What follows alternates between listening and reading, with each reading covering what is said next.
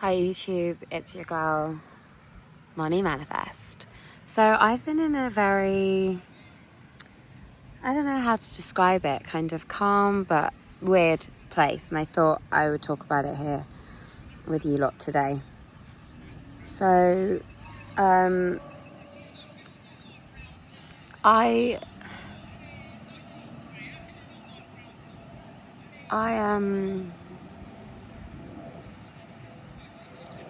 feel like I've lost my, oomphy-dum-dum. Feeling very tired today, probably because I went to bed pretty late last night.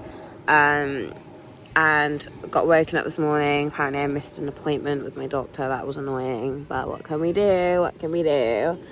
We've rescheduled, everything's fine. But my scripting journal letter got wet and all the ink disappeared, and it kind of derailed me a little bit, because I was a bit like, oh, what does that mean if my manifesting letter, all the ink has disappeared? Like, what does that mean? What is that supposed to mean? And so I kind of was just like, well, there's nothing I can do now. I'll sort it out when I have the time. And then I, carried on with my life for a couple of days, looking at the letter every now and then, just going, what the fuck? Like, it's just all gone. It basically was next to my diffuser. My diffuser leaked all over it, and I wrote it in fountain pen, so the ink just disappeared, which is very symbolic. And part of me, look at that, there's like a whole group of people walking their dogs just there. But a part of me thought that, like, okay, well, maybe it's the universe showing me, symbolizing to me that it's ingrained my message and that I don't need to read anymore every night. Because obviously, as I said to you guys, I genuinely was religiously reading it every morning and every night before I went to bed. So maybe in a positive light, it's the universe saying, we hear your message, it's ingrained, just go with the flow now, Maya, you don't need to religiously be reading this anymore. But then I was like, is that what the universe is saying? Or is it saying, like, I don't know, do I need to write a new one? Because I wanted to do this for a month.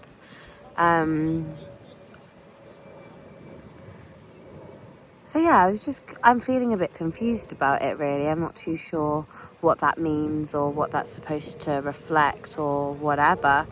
But I'm here, and I'm going to continue living my life. My eyes look really pretty today. They look almost... There was one time where I remember looking... The way the sun is looking on my eyes almost look red. And I remember one time I was looking in the mirror as a kid, really deep into my eyes, and I saw like this red glow, and I got really creeped out by it, because I was like, what does it mean when my eyes are red? But it's very pretty, isn't it?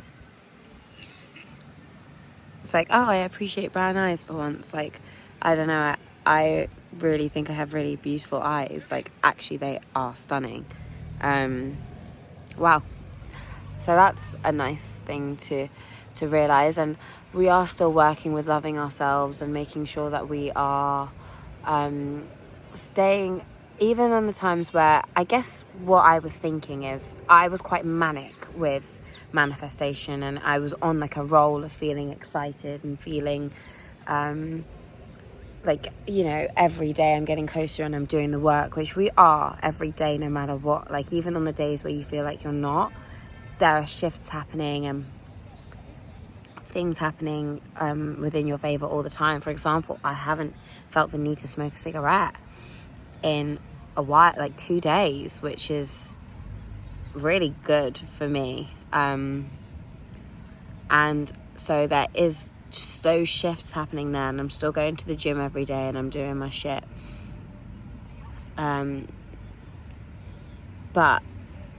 yeah, I was feeling a bit like, what does this all mean? What's all going on right now? Like, I don't know. There's nothing bad going on, and maybe I was almost searching for drama, searching for something. Because I was like, well, what's happening right now? Like, obviously my home situation is still my home situation. I'm still currently unemployed. Again. Another thing has happened, though, where the company that fired me, the first company that fired me and kind of like caused me to have a mental breakdown and want to harm myself, they are in the news right now for scamming people with their new show. Apparently the show is so bad, it's all over the news, that people are so angry and are comparing it to like the Wonka experience and things like that. And so part of me is like, it's interesting to watch the karma happen, like oh god, I thought the dogs were like mauling each other there. It's interesting to watch karma happen real time. And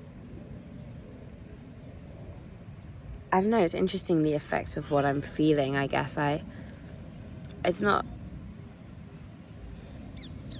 feel great that they're just going through shit right now. I really enjoy that. As the petty kind of, I'm not perfect and I'm not healed, and yeah, it is kind of like, haha. But I do kind of feel a bit like, just a bit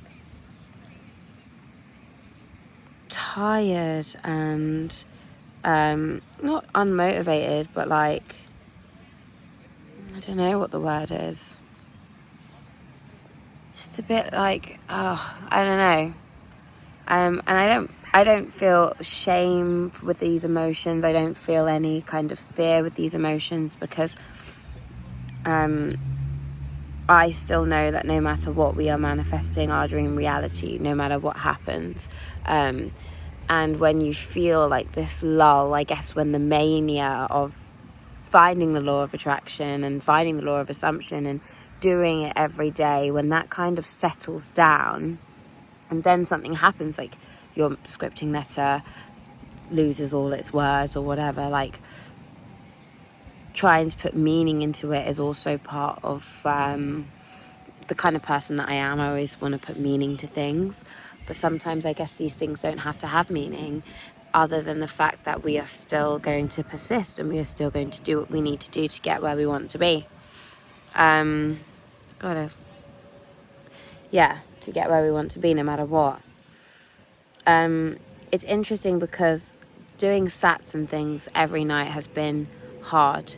And so I'm not going to lie, there have been a few nights where I will always think about my desire, but actually sitting there and visualizing sometimes is hard. It doesn't worry me too much, because I know that throughout the day I am still doing visualization. If anything, I tend to do it more throughout the day now, because I'm able to use my maladaptive daydreaming to start to visualize. And so maybe this is a tip that I can give for you guys. If you're someone like me who loves to live in their imagination, say you're walking, you like to imagine scenarios that can happen, you like to imagine conversations that can happen, even if you don't necessarily see things or whatever, because sometimes, oddly, when I'm daydreaming, I'm obviously walking or cooking or cleaning or whatever, but I'll start to like visualize as well at the same time, and I tend to find that that's the strongest time that I can actually visualize and see things in my mind, like almost dreaming, which is, weird. And it's only short little clips, short little scenes, but I'm able to visualize a lot more that way. So like I'll do that throughout the day. Every time I feel free and can do it, I'll have a little daydream of living the life that I want to live. I think I'm going to rewrite a new scripting letter just to have, and I'll show you guys the one that was unfortunately lost in, and if you know any meaning toward it or what that might mean, if you have any ideas. I was listening to Aaron Doherty today, and he was just talking about letting go and things like that, which is true. And he goes, so even when you're searching for it in your reality, that's you not letting go, and you still creating resistance because you are constantly looking for it in your reality. And it's not that I was like constantly looking for it in my reality, but maybe there was a part of me that was like, okay, so I'm doing this work, so let's have a look and see the results. And so maybe this was a jolt for me to just kind of try not to do that so much, stop looking for results and answers and just be a bit more present in the moment. He says that the best thing you can do is just be present in your body in the moment, which is what I tend to do as my unemployed self, sat in the park. You guys know I love to sit in the park. Yeah, it's what I tend to do. So a bit of a kind of update for you guys today, but it doesn't mean that I'm not doing the work. I'm not listening to my affirmations whenever I can. I'm not visualizing whenever I can. Yeah, just a bit of a and maybe it's because I went to go see my friends play a couple weeks ago on 2 days ago. It's a brilliant play, one-man play called Turtle, on at the Camden Fringe, if any of you are watching this at the time that this is posted.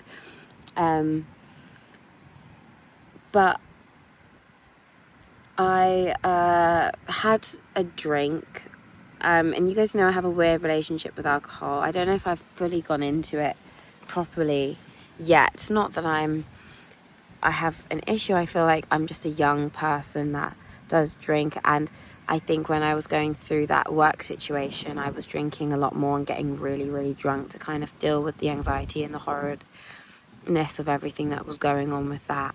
And then after that, my mum tried to call me an alcoholic because I live in that kind of situation where my mum doesn't really want to understand me or what's happening with me, and it's more just like I'm the problem, I'm an issue, instead of maybe seeing that I'm not coping very well.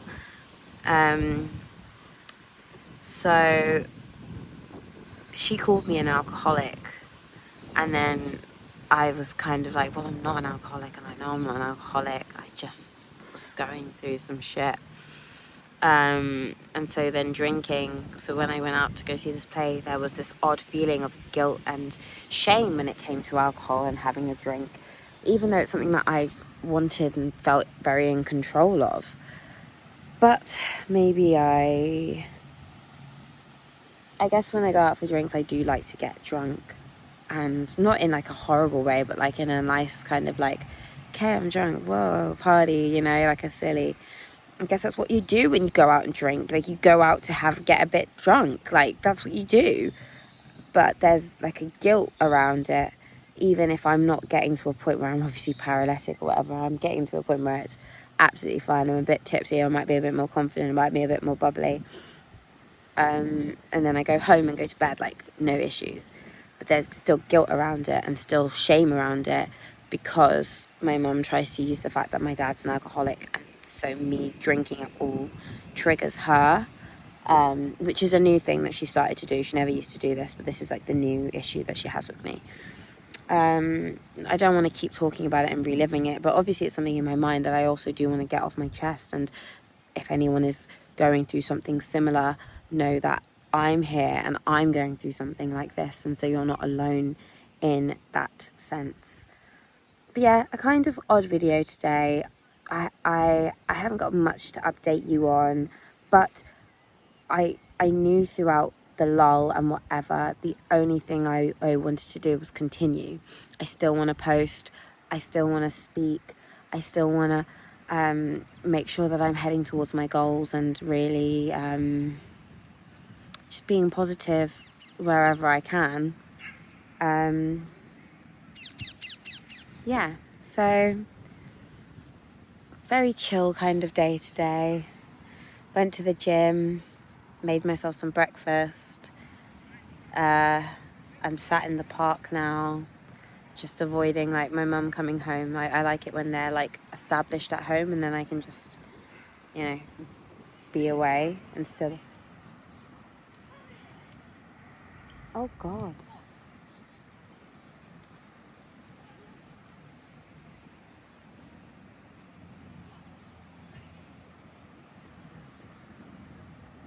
There's some beef going on. Sorry, there's some beef. Some woman is like pushing the teenagers on their bikes. Let me see if I can film it. Can I zoom in? I don't know what they did.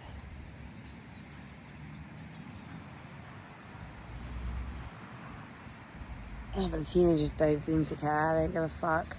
See the ones on the bikes there, with the one with the blue shirt, one with the black shirt, and the one with the green trousers. She pushed him off his bike. I don't know what they did.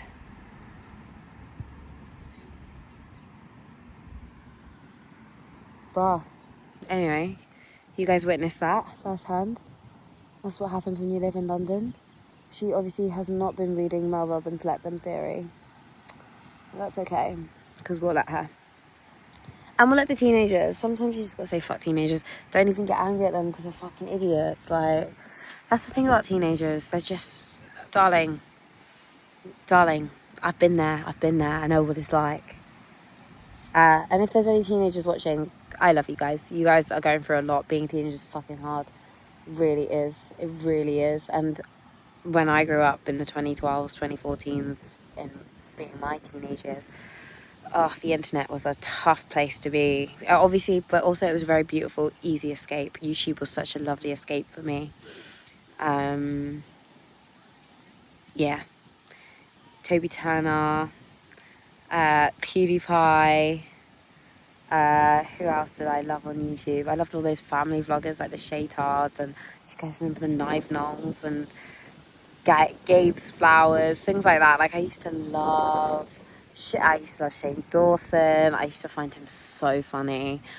Drew Monson. Who else did I love on YouTube?